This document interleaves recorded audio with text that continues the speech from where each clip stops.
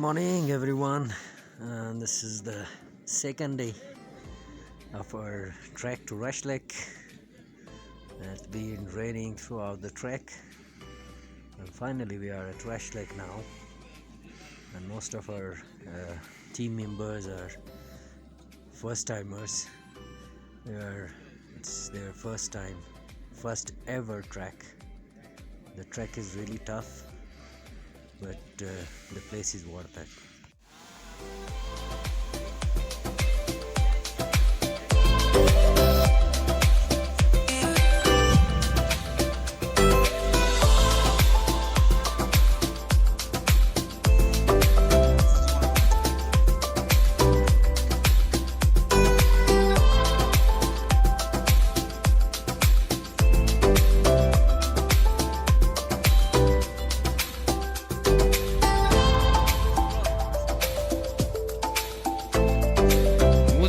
Te stiro Sì, è un'espedition che